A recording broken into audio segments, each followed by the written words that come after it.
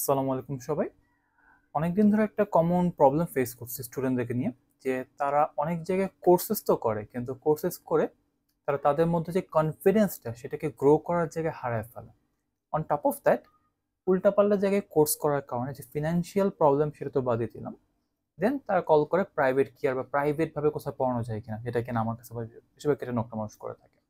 আমি রিসেন্টলি একটা phone call পেলাম, এরকম কয়েকটা পেয়েছি, একটা নিয়ে কথা বলতেছে। সেই পার্সন কয়েকটা জায়গায় কোর্স করছে, এখন তার লিসেনিং রিডিং এ 20 আসে বা 21 টু কারেক্ট হয়, অ্যান্ড তার স্পোকেনে খালি প্রবলেম, রাইটিং সে নাকি পারে।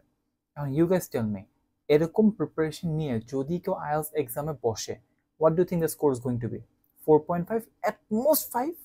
ওকে, হয়তো সে স্পোকেন আমার কাছে ক্লাসে নিতাম অ্যাডমিশন, হয়তো ভালো করে আমি অ্যাডমিশন নেই নাই, so I making this video.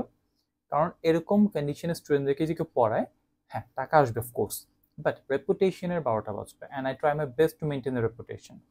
So যারা আমার সম্বন্ধে জানেন, প্লিজ পেজটা ফলো করে দেখেন, দেখতে পারবেন যে আমার মোটামুটি 80 to 90% স্টুডেন্টই ডিজায়ার স্কোরটা তুলতে পারে, 20% কথা না শোনার জন্য। ওকে, আর যে কথা আমি কেন বলতেছি, এই কথা বলার মেইন রিজন ছিল যে স্টুডেন্টরা যখন কোনো কোর্স করার কোনো প্ল্যানিং করেন, make sure you are researching properly what you are gonna learn, to whom you are gonna learn from.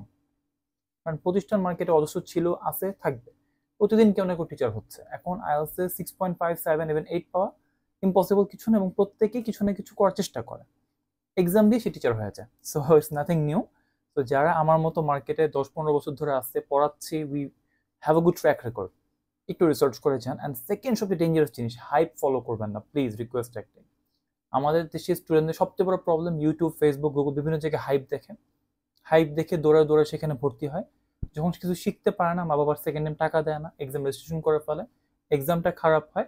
Exam খারাপ হওয়ার পর দোষ কি হয়? আইএলস ডিফিকাল্ট, কোচিং সেন্টারগুলো খারাপ, টিচার খারাপ পড়ায়, but it was your fault in the first place, যে আপনি হাইপ ফলো করছেন, কোন ফ্রেন্ডের সেশন শুনছেন, টিচার সিলেকশনে ভুল করছেন। So be very careful with this things. And এই টাইপের ভিডিও আমার ফেসবুক এবং ইউটিউবে দেওয়া হচ্ছে, please do go through them.